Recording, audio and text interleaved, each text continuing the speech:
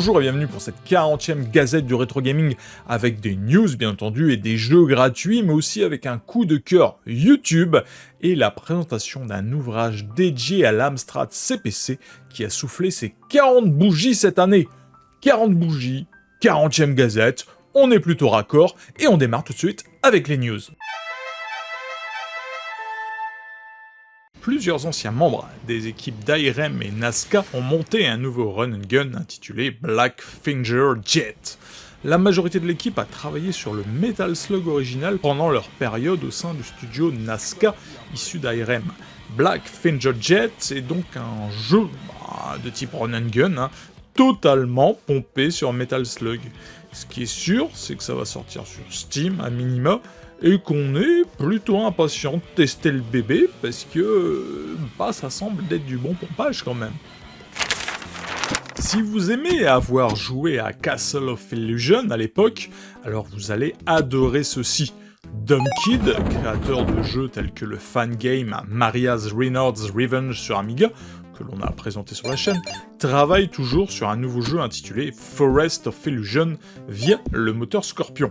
D'après ses mots, il s'agit d'un nouveau jeu inspiré des séries Castle of Illusion, World of Illusion et Mickey Mania, avec quelques améliorations et ajouts au style graphique. Le jeu est en cours de développement, mais il possède déjà des graphismes de qualité, des scrollings à parallaxe et de superbes animations. Ça tournera sur CD32, mais aussi très certainement, on l'espère, sur Amiga Mini. Adrian Cummings, le créateur de nombreux jeux Amiga d'époque, a dévoilé une vidéo de son nouveau jeu à venir sur Amiga intitulé Dungeonette The New Adventure. Plus précisément, le jeu fonctionnera sur Amiga AGA et CD32 standard avec 2 mégas de chip RAM ainsi que sur Amiga 500 mini bien sûr. C'est en réalité un hybride de nombreux jeux qui s'inspirent clairement de Diablo, mais aussi de beaucoup d'autres jeux de type hack and slash et dungeon crawler.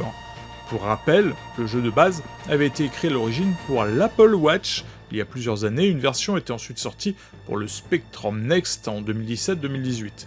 Cependant, cette version est entièrement nouvelle et conçue uniquement pour Amiga et ne ressemble pas aux précédentes versions.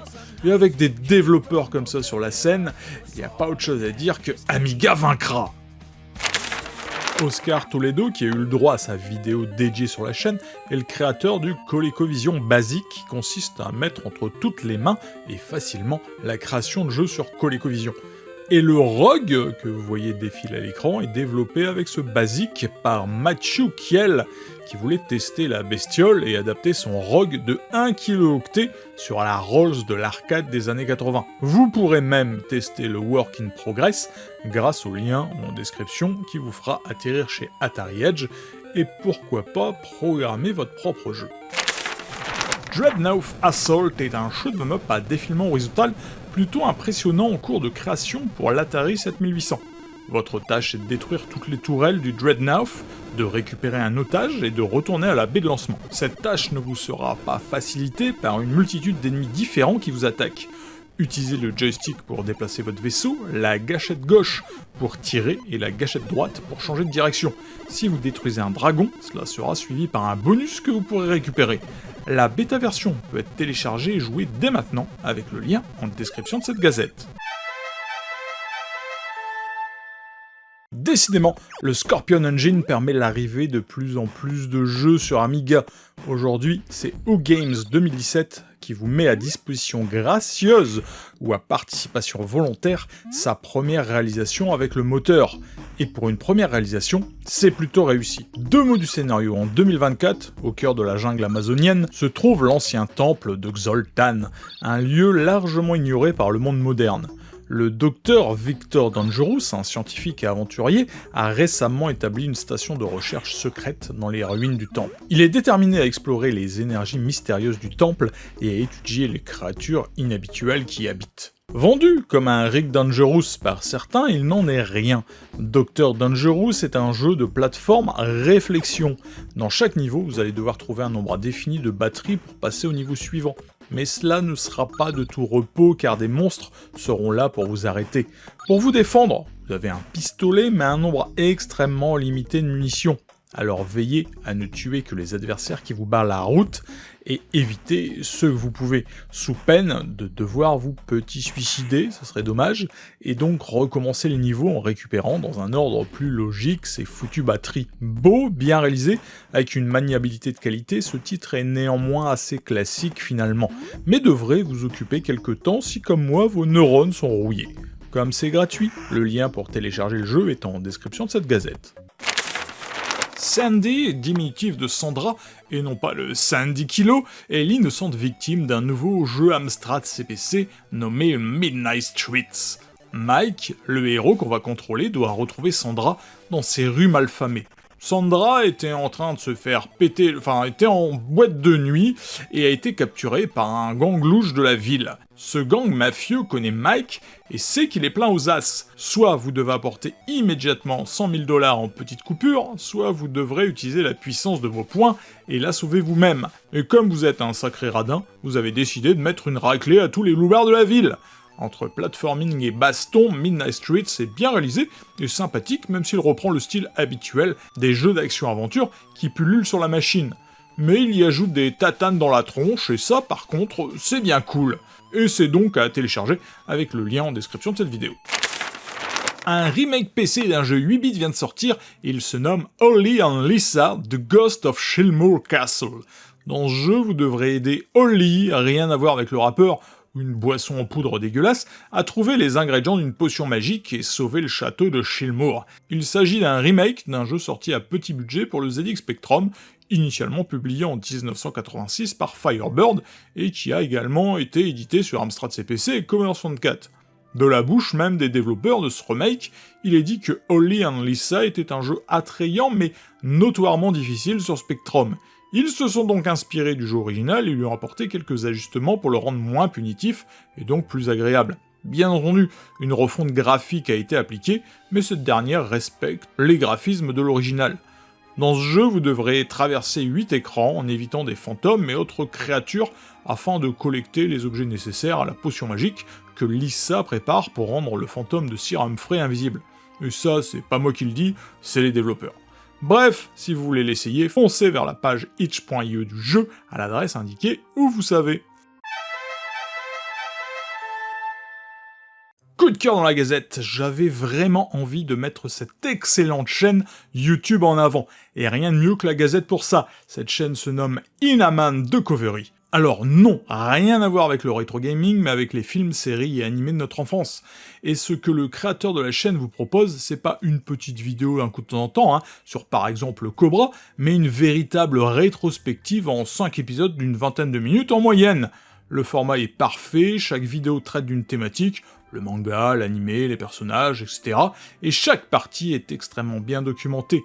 Je vous conseille la rétrospective Goldorak en cours de diffusion, j'en ai appris tellement plus sur l'animé concentré en 2 vidéos qu'en parcourant les sites sur le sujet. Bref, le lien de la chaîne est en description, filez vous abonner, c'est gratuit et vous ne le regretterez pas.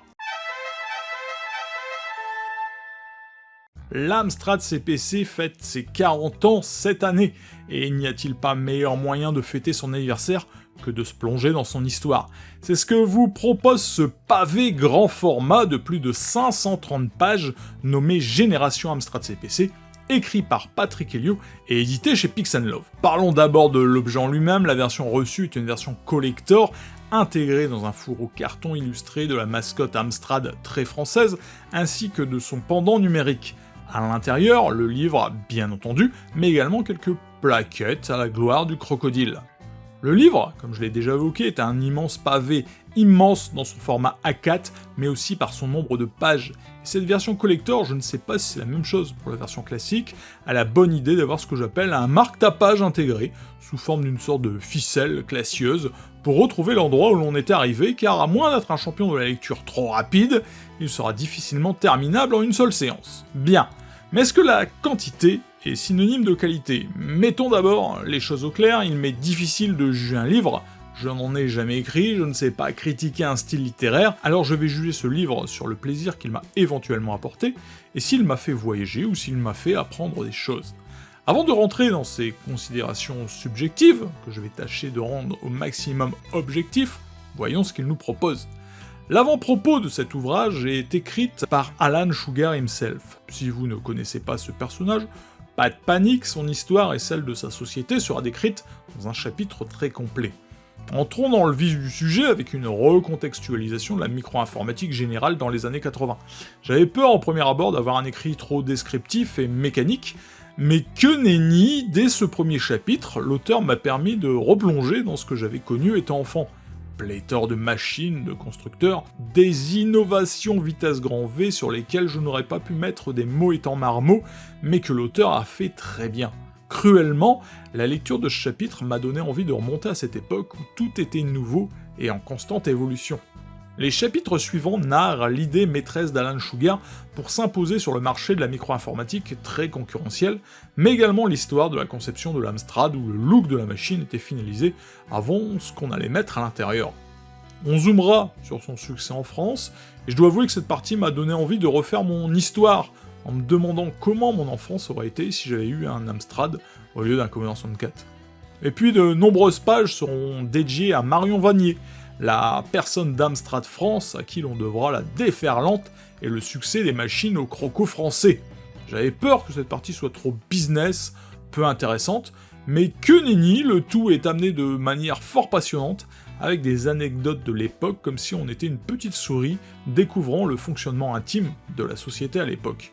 Et puis je pourrais décrire les 9 immenses chapitres que contient ce livre. 9 chapitres découpés en sous-parties qui parlent bien sûr des accessoires, des jeux par thématique, des différents formats de boîtes dans lesquels étaient vendus ces jeux, de la guerre entre le Commodore 64 et l'Amstrad CPC, parce que oui, même dans un livre dédié à l'Amstrad, le Commodore a sa place. D'autres chapitres vous présenteront les héros de l'époque sur l'Amstrad, on parlera aussi de Roland, héros d'une série de jeux. Bref, inutile de vous faire un catalogue de tout ce que regorge ce livre, il serait impossible de tout lister en vidéo. Et même le homebrew est à l'honneur. On y apprend des choses sur la conception de ces homebrew par exemple. Et puis surtout, on se rend compte que l'Amstrad CPC n'a pas encore dévoilé toutes ses possibilités, chacun de ces nouveaux jeux présentés allant plus loin dans la technique que le précédent. Alors comment pourrais-je conclure cette présentation? Tout simplement en expliquant que ce livre a certainement réussi à faire l'impossible, me donner envie de prendre une machine à remonter le temps et de demander à mes parents un CPC 464 à la place d'un Commodore 64 pour connaître le plaisir d'avoir une machine avec un basique merveilleux et une tonne de jeux d'aventure en français, genre que j'affectionnais particulièrement à l'époque.